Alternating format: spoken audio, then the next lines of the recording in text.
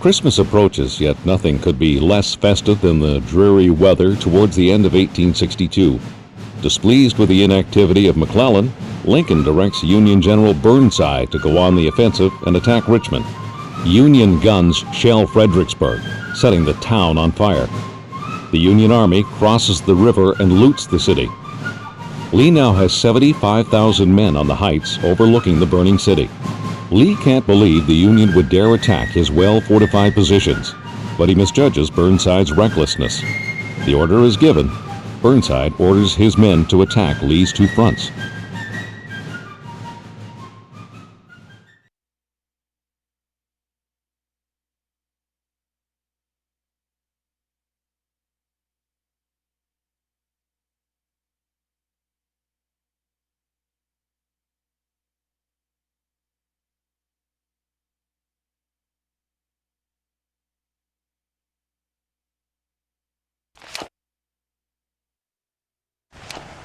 We hold that bridge, soldiers, or we won't be going home for Christmas.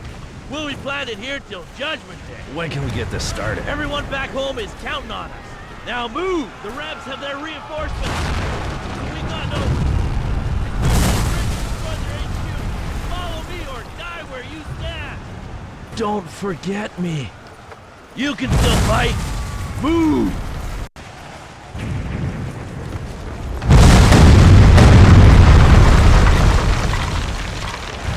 We will hold this position at all costs! Rebs cross this bridge, they'll have to step over our dead body! Stand with me, boys! Hold your positions near the barricade!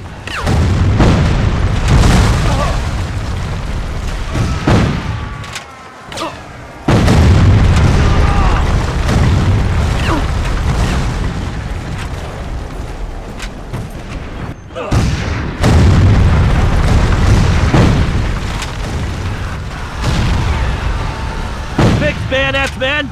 We're going to charge!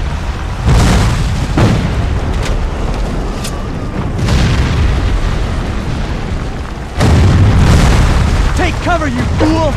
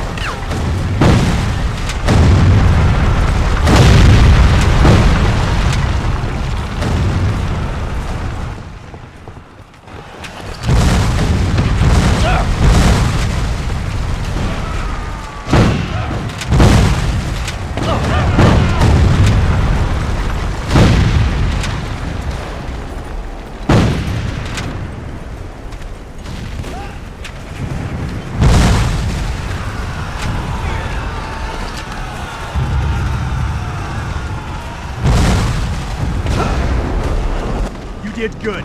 Real good. Damn, I can barely hear myself.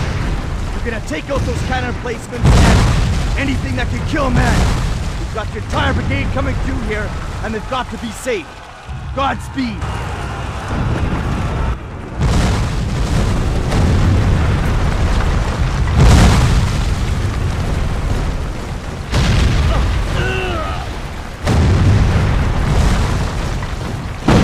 They're on the run!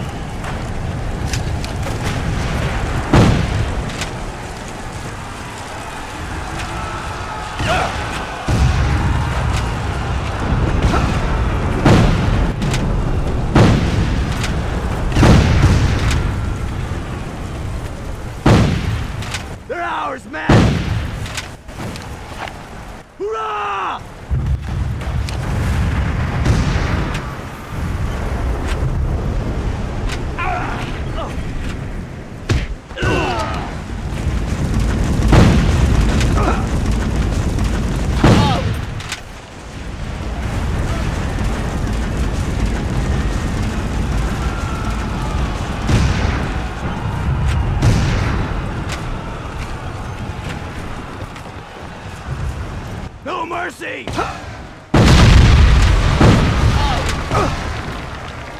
Take out the gavel, then rip down their flag! They're on the run! No mercy!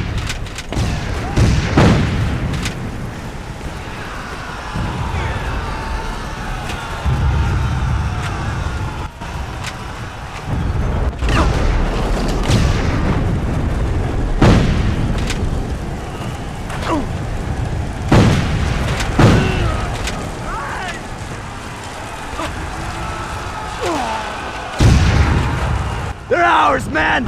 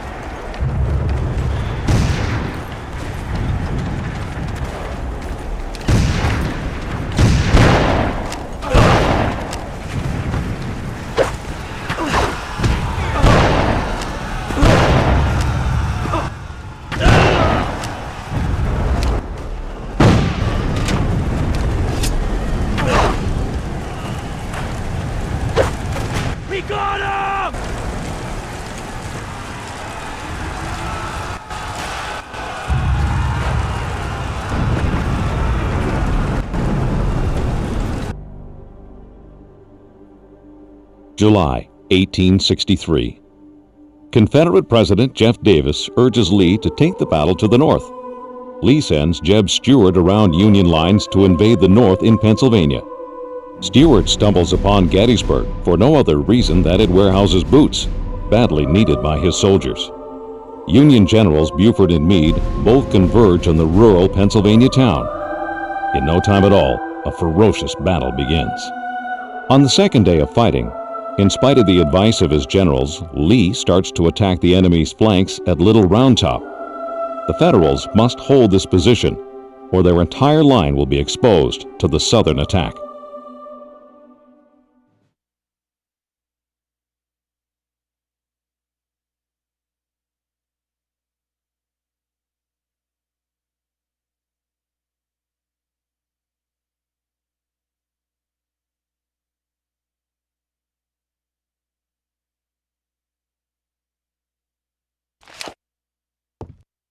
Soldier, a sizable line of Rebs is coming down on us fast. Use your sniper rifle to pick them off. It's the only chance we got.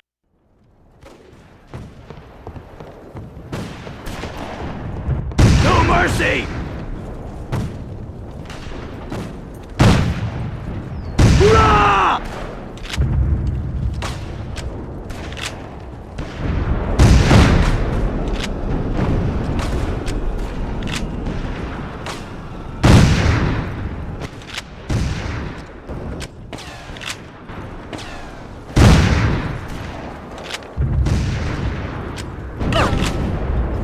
Hurrah!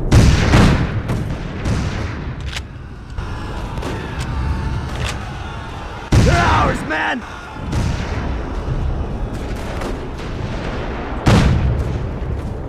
Give them the barrel, boys!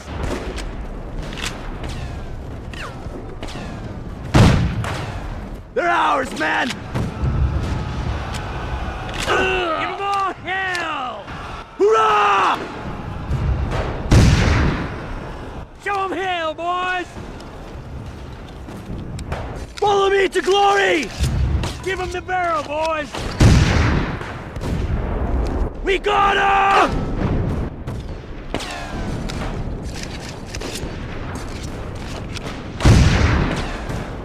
They're ours, man!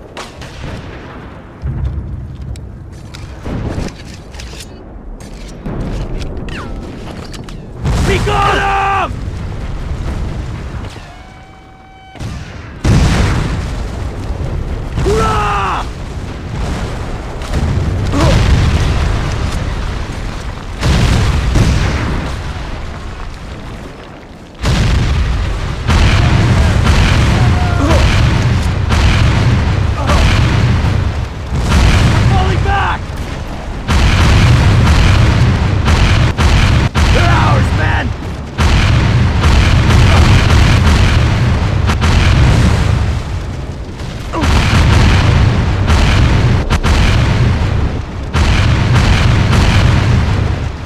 gotta get out of here. Retreat to Little Round Top on the double. Eliminate every soldier on the way. Jeez, move it now or die where you stand.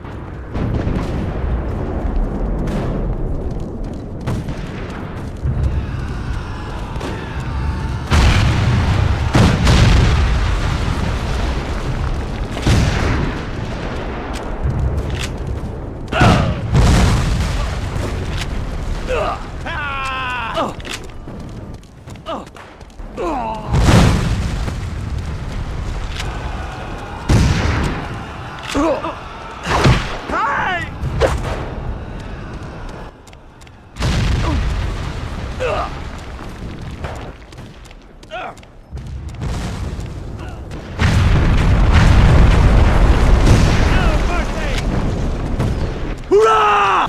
Hurrah! Keep going, man! They're on the run! They're ours, man!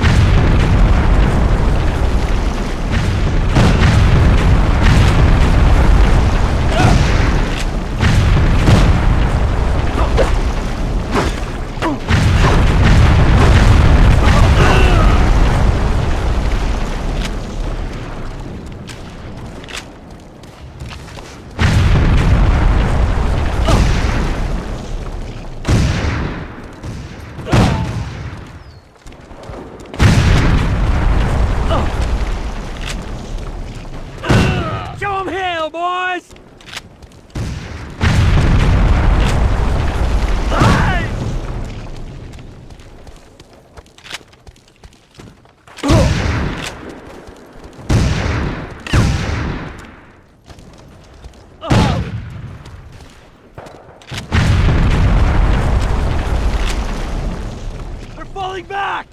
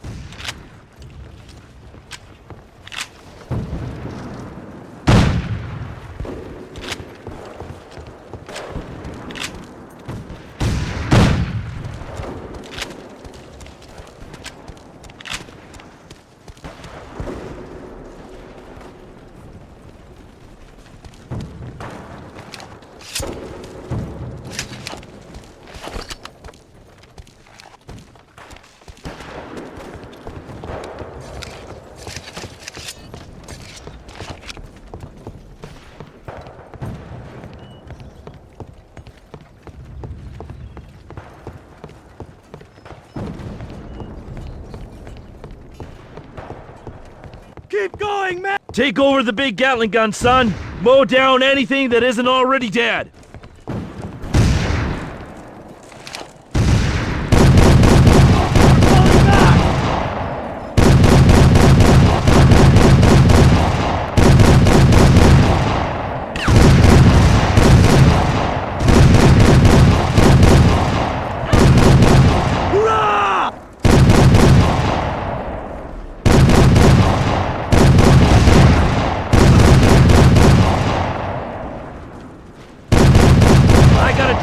From Commander Chamberlain. We are running out of ammo.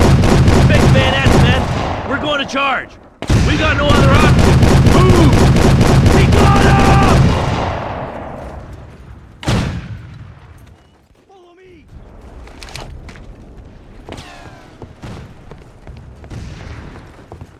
They're on the run!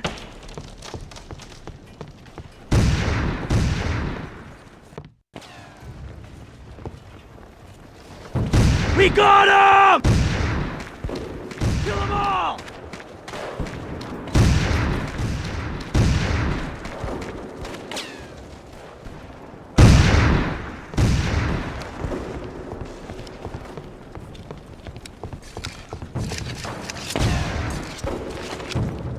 Fix bayonets, men!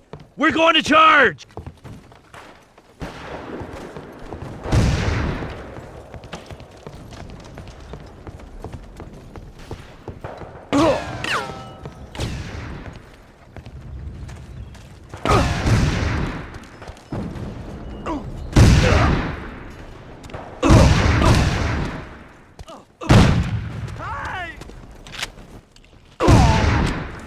Kill them all! Get them back home, soldiers! They're out!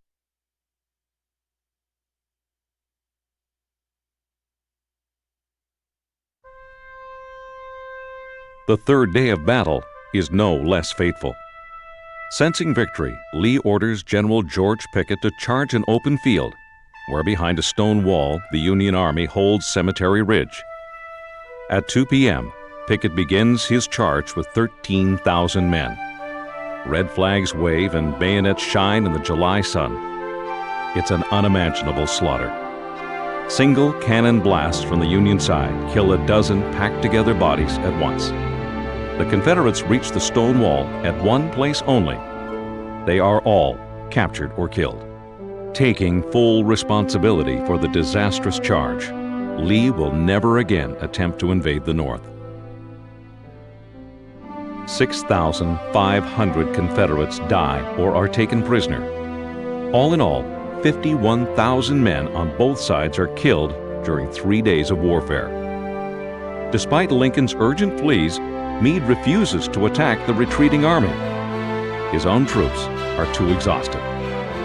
No one knows it yet, but it's the beginning of the end for the Confederacy.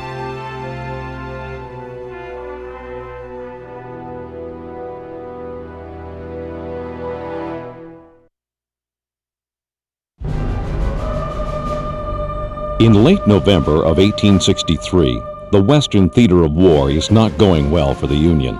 After a crushing defeat at Chickamauga Creek, the North withdraws back to Chattanooga.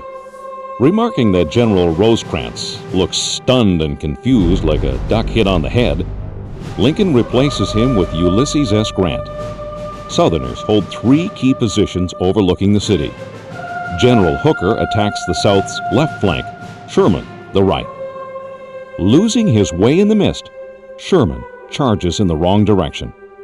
Along with Sheridan, Grant orders the hero of Chickamauga, George Henry Thomas, to assault the center of the rebel stronghold. It's a bold but dangerous decision.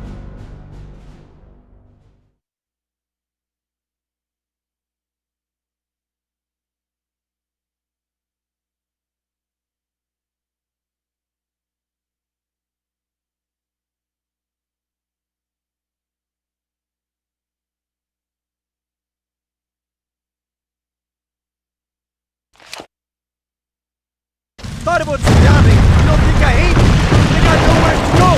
My brother was killed at Selma and the Roma Pass right afterwards. This is all I...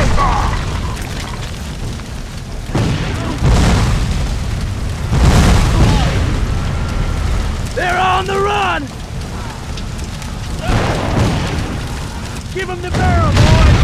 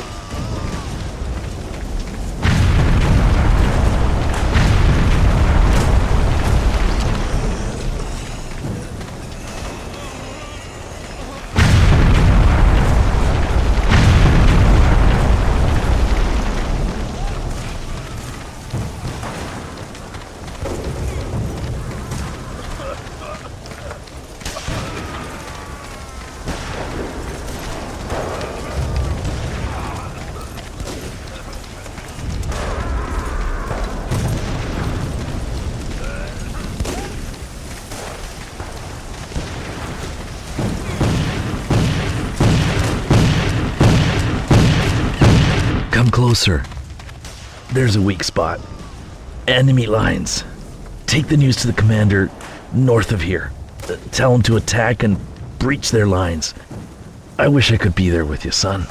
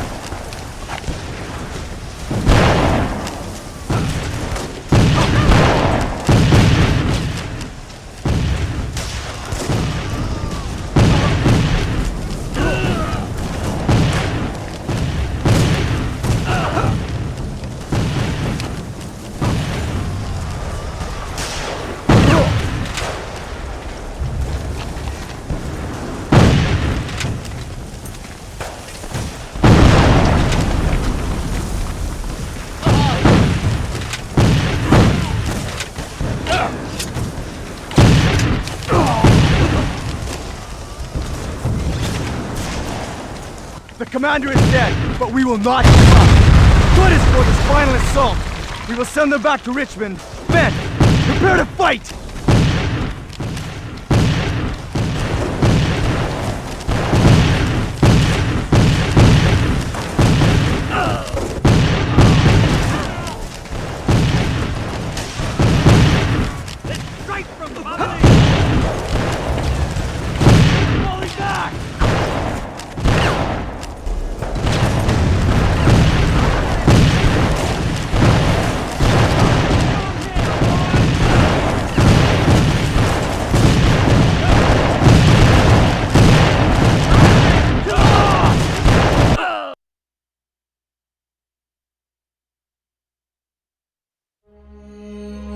After capturing Lookout Mountain, General Phil Sheridan of the Union is so emboldened that he attacks the South's next stronghold, Missionary Ridge, without direct orders to do so.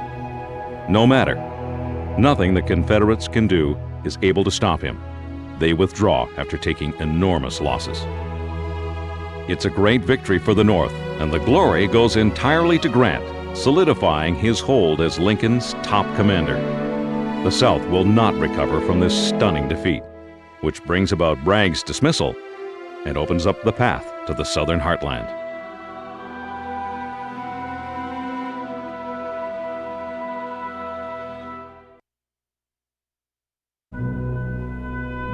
At the north of the Cape Fear River, the Confederacy in the early days of the war took control of a spit of land in North Carolina. Fort Fisher keeps Union ships at a distance, allowing blockade runners to smuggle in provisions for the South.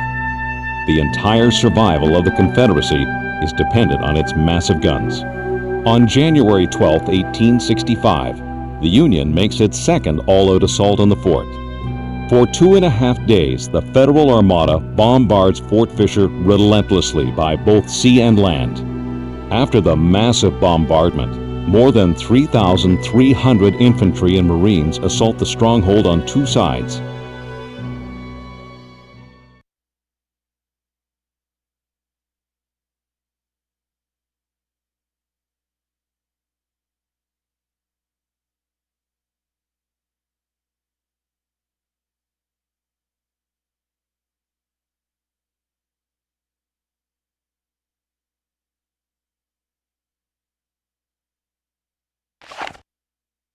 You will secure the landing zone and eliminate all resistance. I want every one of you to meet me there. Wait at the wall breach for further orders. Forward!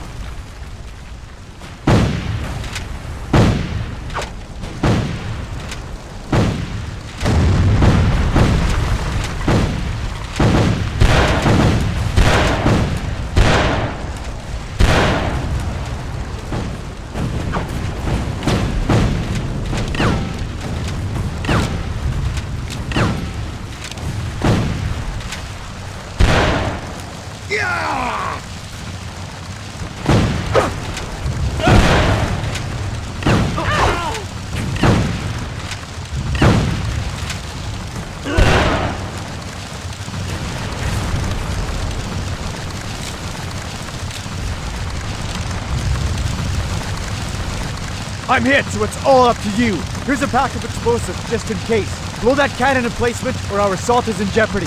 Don't let me down, soldier.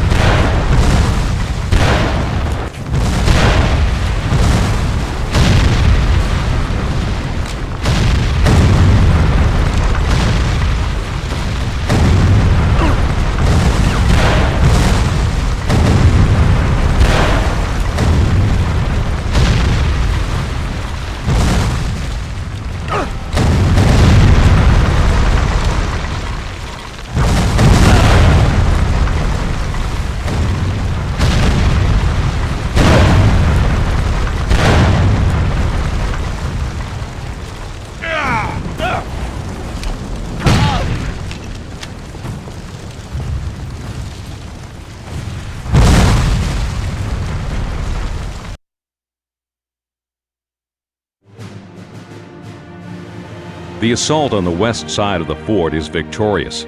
After several hours of horrendous hand-to-hand combat, the rebels call it quits, with only a small contingent retreating to Fort Buchanan. It doesn't take long for them to surrender as well. Wilmington, North Carolina is taken within weeks. Once supplies to the Confederacy are cut, the end is in sight for the Confederacy.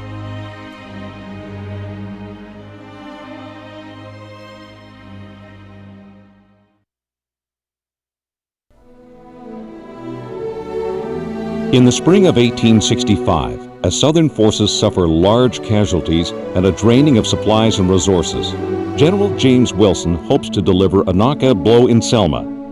His plan is to capture and destroy the large Confederate arsenal there and draw away Nathan Bedford Forrest from Mobile. Major General Forrest is the war's most daring and colorful commander. No man is more feared by the North, except perhaps Robert E. Lee himself. Forrest gathers his forces to defend Selma. On April 1st, Wilson's advance guard meets Forrest's forward line at Ebenezer Church on the crossroads before the city. An intense standoff takes place at the outer works of the city.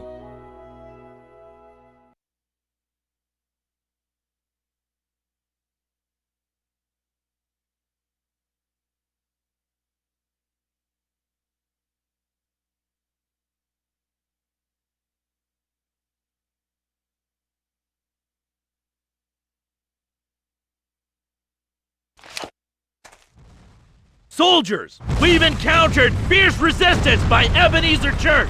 You will eliminate that threat at once!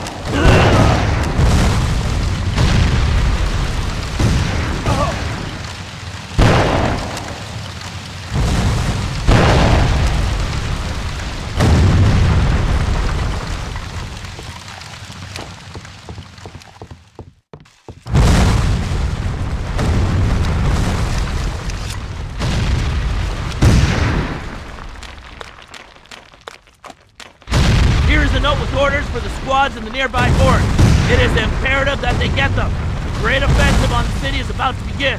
Don't let us down!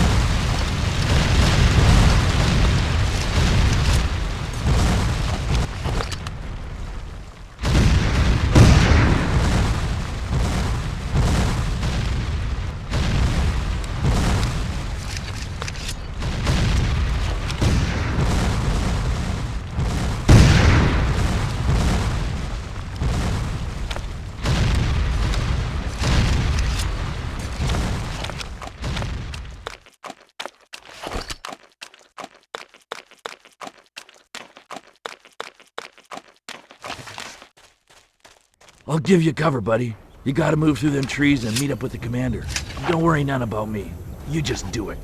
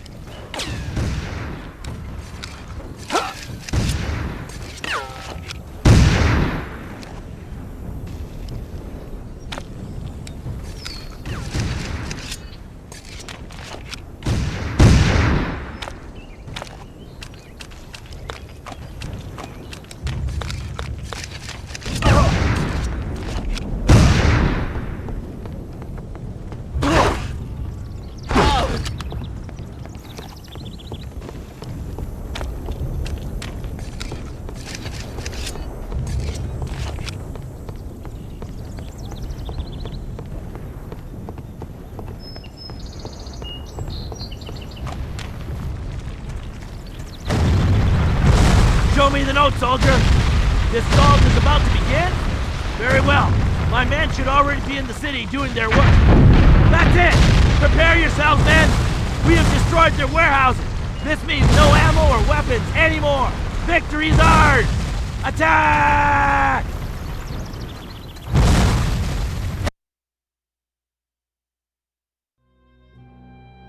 Finally, Selma's fortifications fall. General Wilson himself leads a mounted charge forward. After a day of vicious combat, Selma is in the hands of the Union. In the darkness, the Confederates flee. Badly wounded, General Forrest barely escapes by swimming across the Alabama River.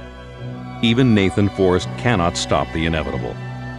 With their main manufacturing centers of Atlanta now captured and Richmond in its last throes, Confederate soldiers worry more about feeding themselves than making war.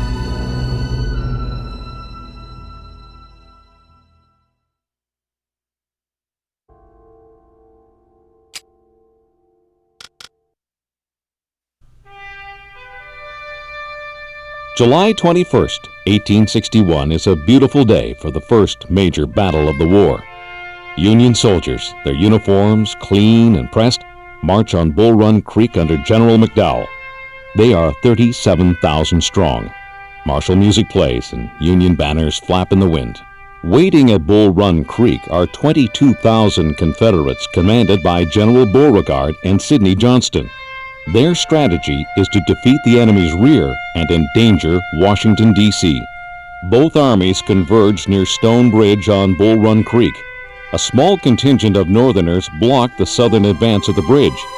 It is up to Southern forces to break through this blockade and continue their assault against the enemy.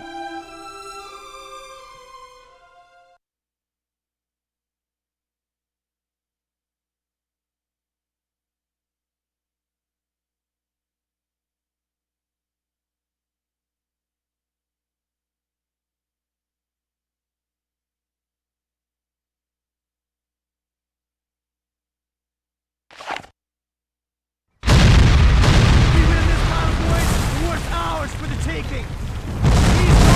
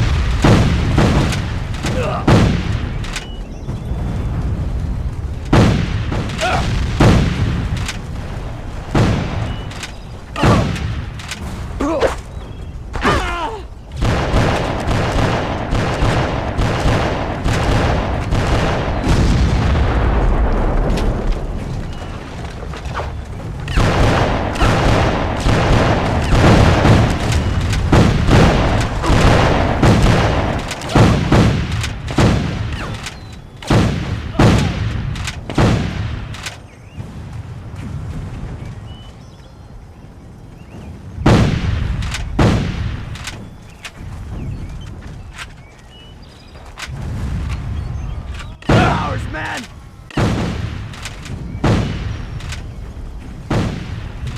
We got him!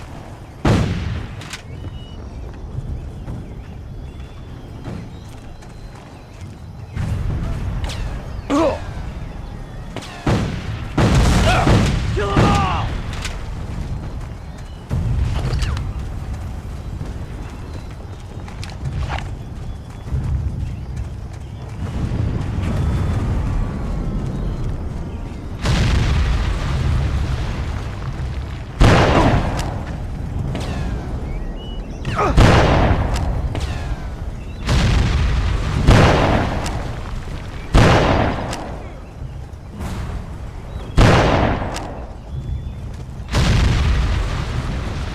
Make them pay! Soldier, a cavalry charge will occur down the road, right through the Union center. All 3 barricades must be blown to protect the charge. Here are your explosives. Good luck! No mercy! This is straight from Bobby Lee! They're ours, man! This is from Uncle Robert! Send them back home, soldiers! Follow me to glory!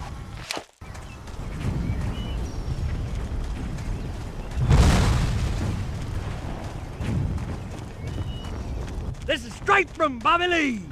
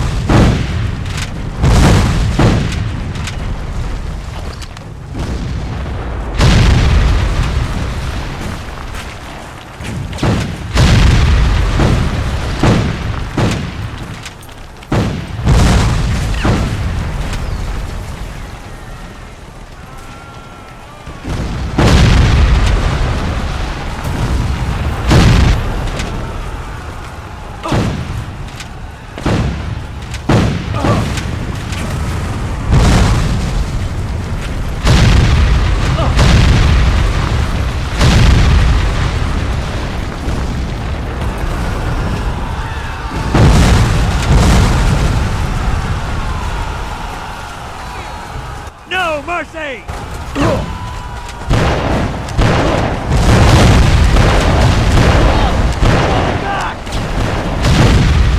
Make them pay!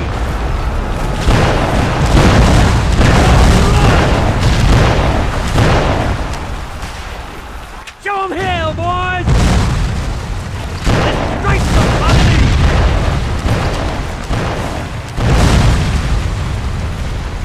Show them hell, boys!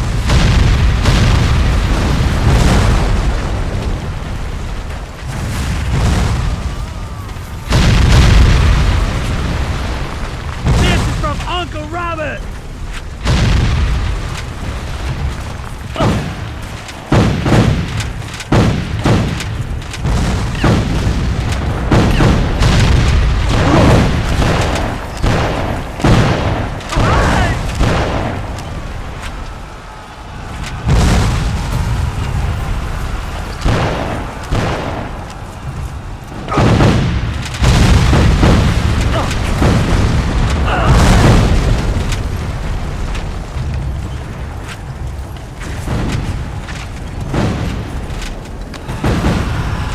Destroy that sniper's nest! Go!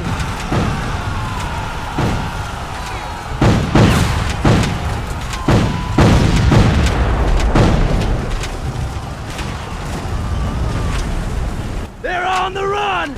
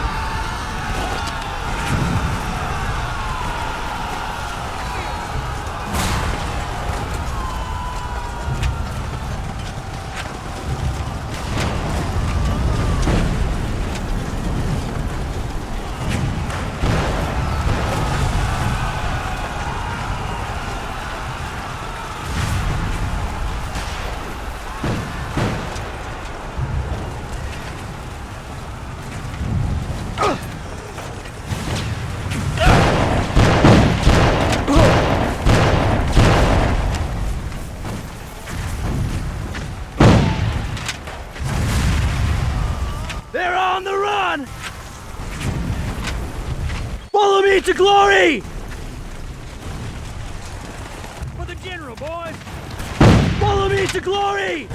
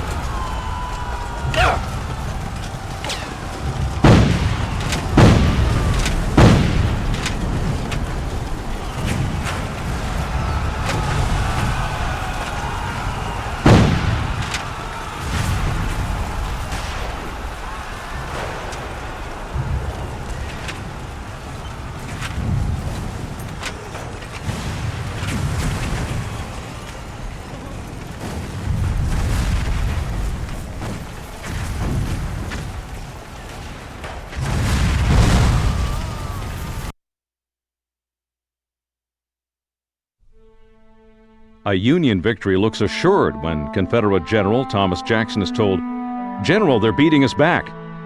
He replies calmly, "Then we will give them the bayonet." His bold defense turns the tide of the battle and forever enshrines him in military lore as Stonewall Jackson. Along with Jeb Stuart, the counterattack pushes the Union forces back to Stone Bridge where panic sets in.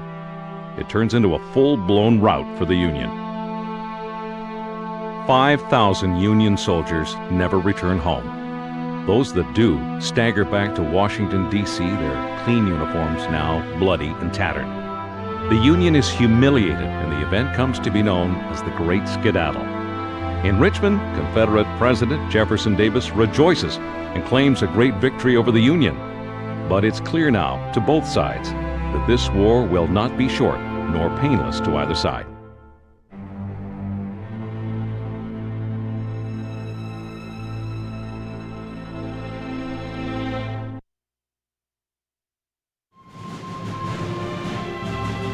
Spring of 1862. General McClellan refuses to fight with his enormous Army of the Potomac. But General Ulysses S. Grant is anything but timid.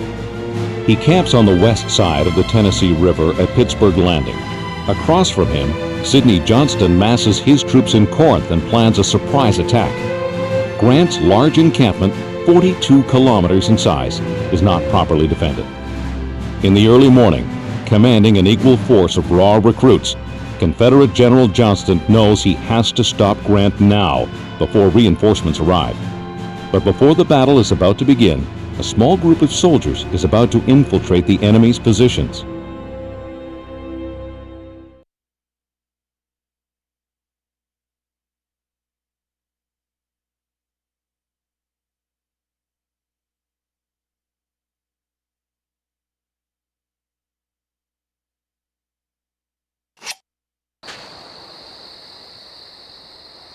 Listen up, soldier. You will slip into the center of the Union camp, eliminating all obstacles as you go. That means slitting throats. You will steal into the general's tent and procure strategic documents. You clear? You will then sabotage their survey balloon, and on your way out, destroy the enemy's ammo depot. You will avoid all lighted areas. A platoon of men should be doing this, but you're all I've got. Now don't let me down, son.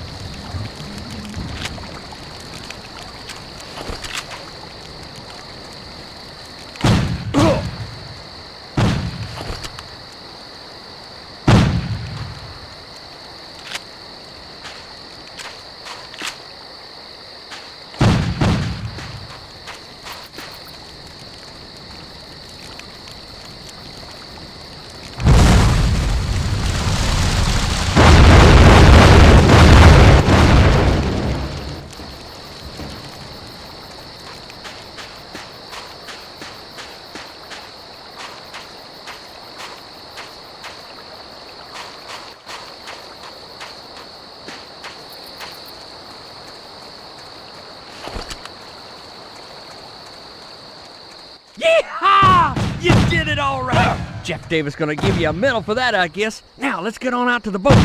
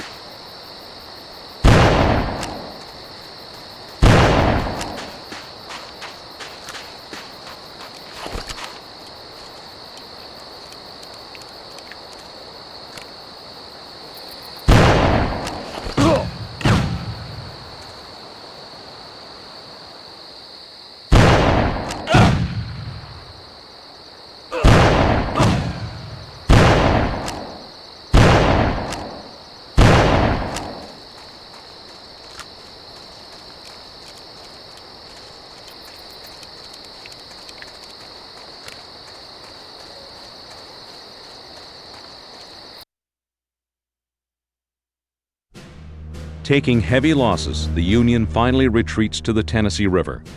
They hold that position as a dozen massive assaults are launched and 62 cannons blaze away.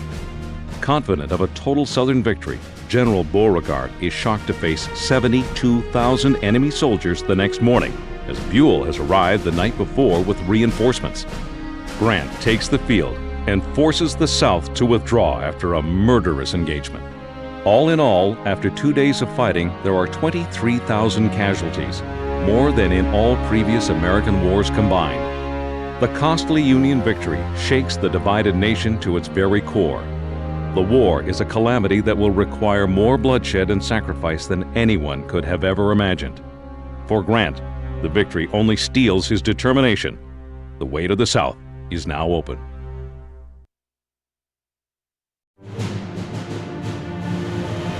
In the late summer of 1862, General Lee invades the North, hoping to deliver a fatal blow to the Union. Lincoln sends General McClellan to stop Lee in his tracks at Sharpsburg, Maryland. Even though McClellan captures Lee's dispatches, exposing his entire battle plan, the overly cautious Northern general still will not act for 2 days. This gives Lee more and more confidence. The North achieves a temporary advantage at Bloody Lane, where Confederate soldiers are trapped in a sunken road and slaughtered. In the southern section of the battlefield, Burnside attacks the bridge at Antietam Creek.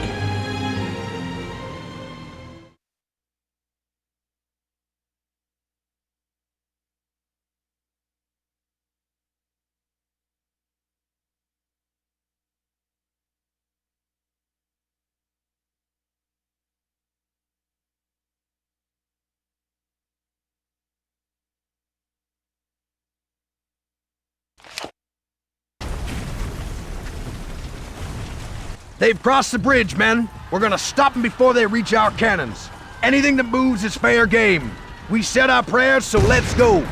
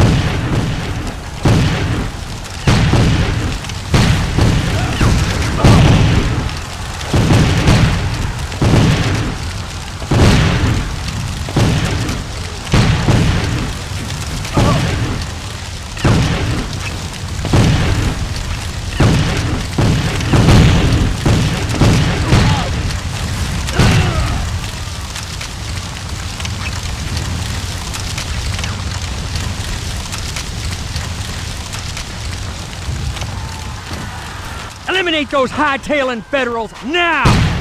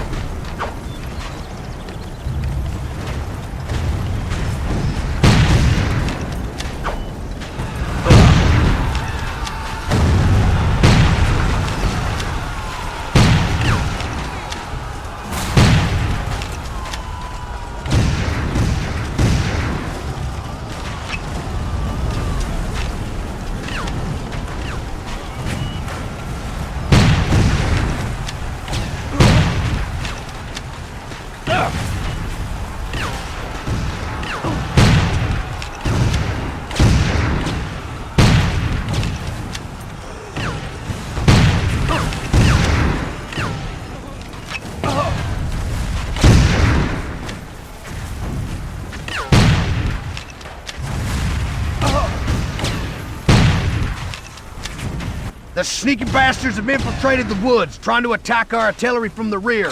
Protect them, soldier, at all costs!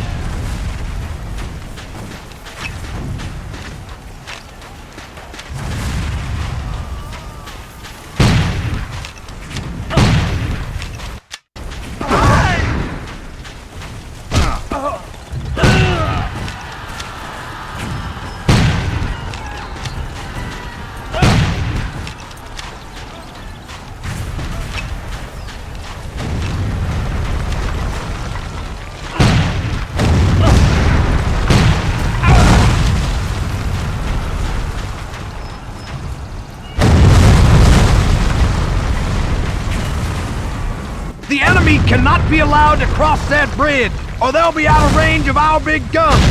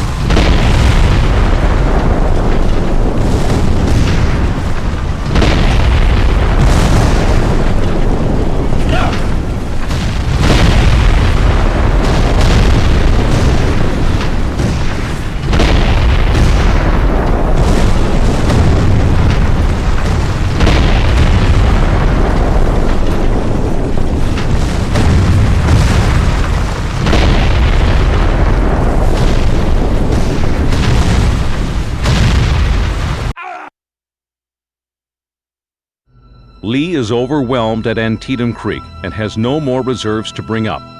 It looks like his army will be destroyed when at the last minute General Ambrose Hill arrives with reinforcements and beats back the northern advance.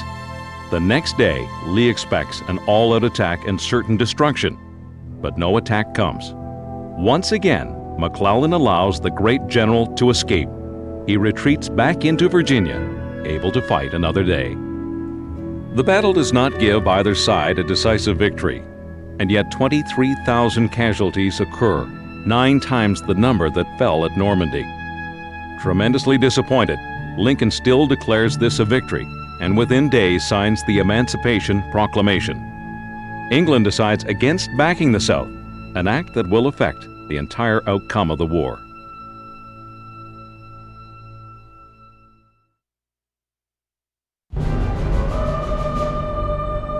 One of the Union's brightest stars, General Hooker has a good plan to feint an attack on Lee at Fredericksburg, then march up the Rappahannock, cross the river, and attack Lee's rear.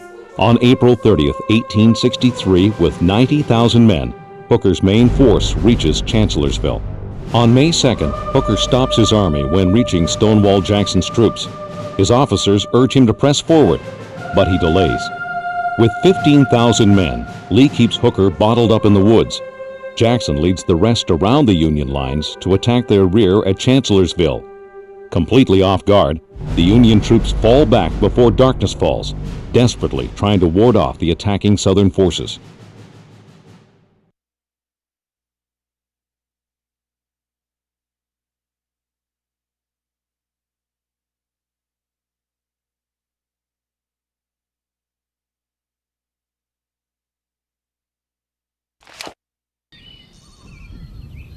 Move closer, soldier. Your job is to take out those signal towers yonder. Shoot any snipers or guards on the way. Understood? You do that, and there's a bigger prize.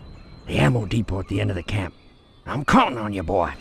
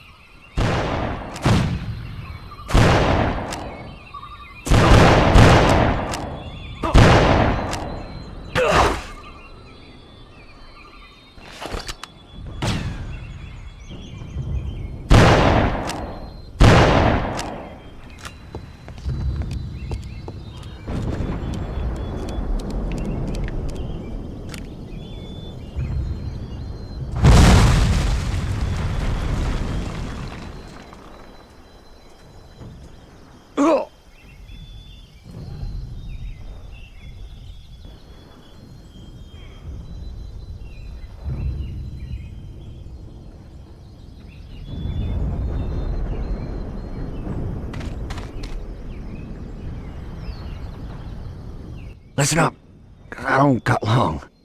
There's an ammo depot just beyond them trees. Best thing is to hit it from the other side. You set fire to them trees and blow it up. Don't mind me. I'm going to a good place. Now get!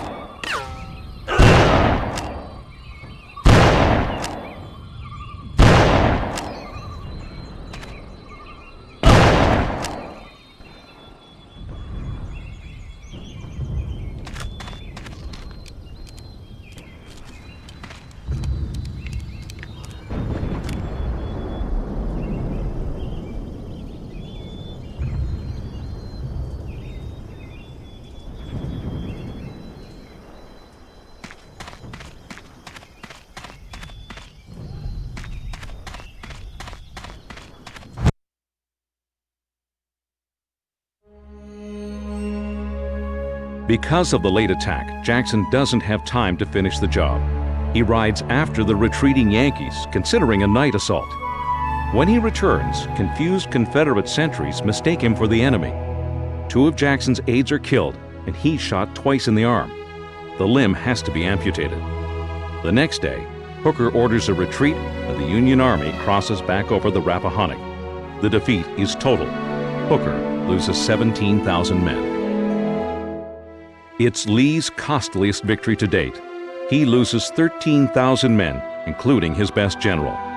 On May 10, 1863, Stonewall Jackson takes a turn for the worst and dies of pneumonia.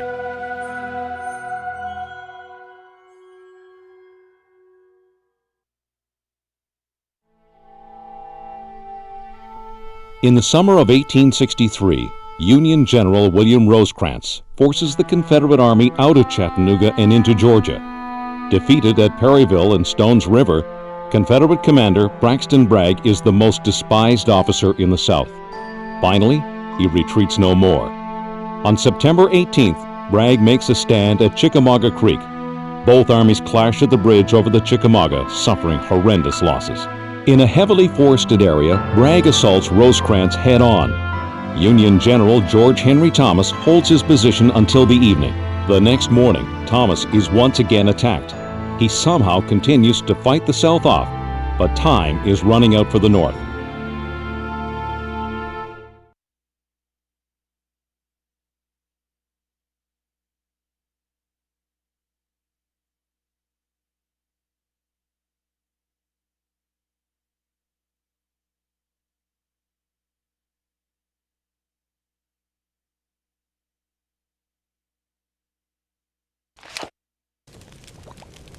These men are under your command, soldier. You will clear all nearby farms of enemy control. I do not want to see a Yankee uniform unless it's covering a dead body. Is that clear?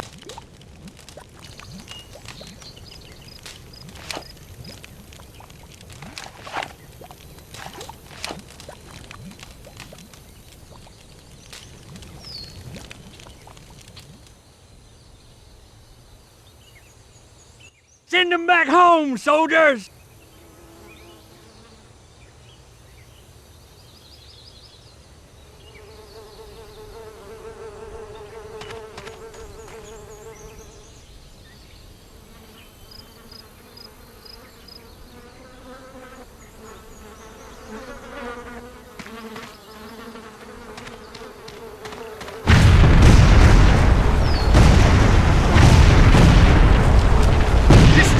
Cannon emplacement! Forward, boys!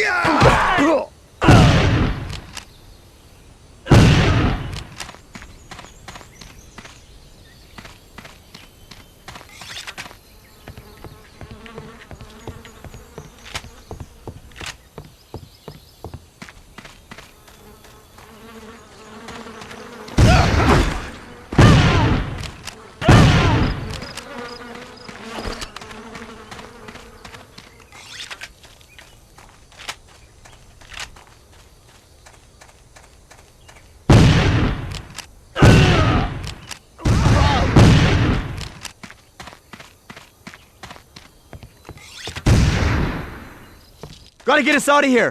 Use the explosives from the wagon!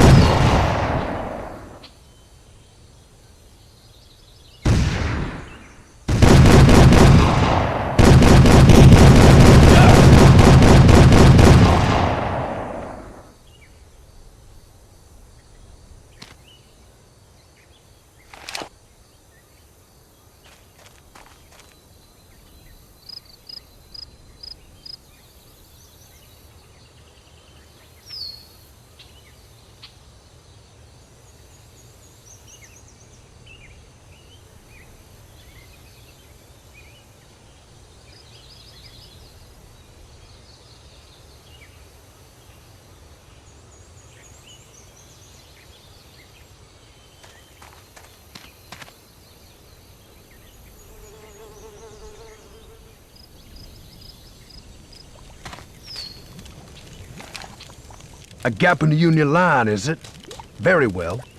We'll take full advantage. Bring me a courier. Soldiers, prepare for an assault. You've done well, soldier. The battle may well turn at your initiative.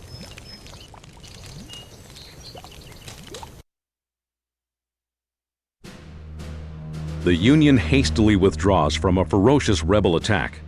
Fortunately, General Henry Thomas commands the remnants of 7 divisions of the Army of the Cumberland. He repulses assault after assault, barely averting a complete rout of the Union.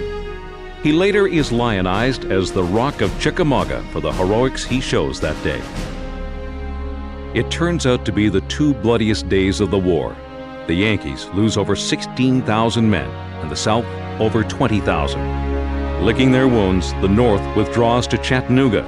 Humiliated by the loss, Lincoln replaces Rosecrans with Grant. It turns out to be his best decision of the war.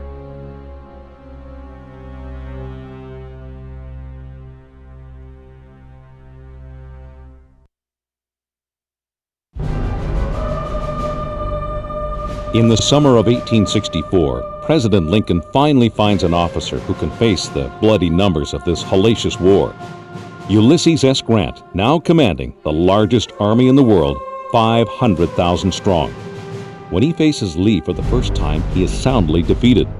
But unlike every other Northern general before him, he does not retreat. He forges ahead relentlessly towards Richmond. Lee surmises Grant's intentions and marches quickly to stop him. General Grant concentrates his army next to Cold Harbor, where Lee has already staked his position. General Grant brings to the confrontation 120,000 men and a supply line that extends for miles. The bloody battle begins.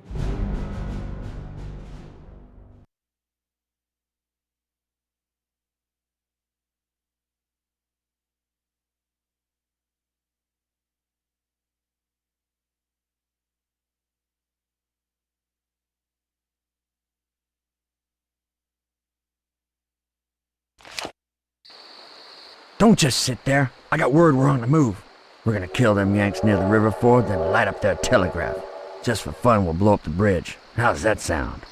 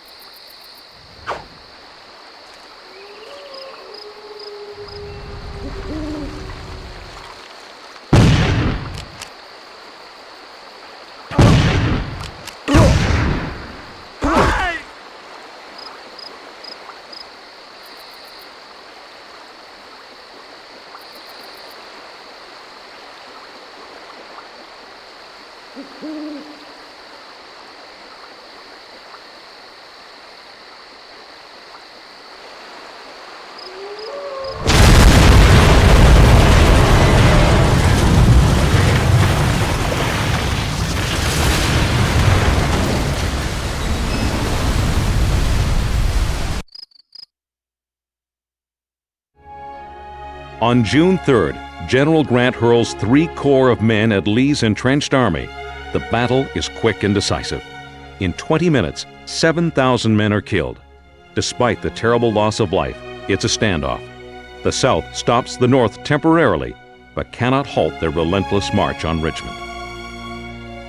Despite its heroism and willingness to sacrifice all for the Confederacy, the South cannot match the superior numbers and resources of the Union. The end is in sight for the brave soldiers in blue.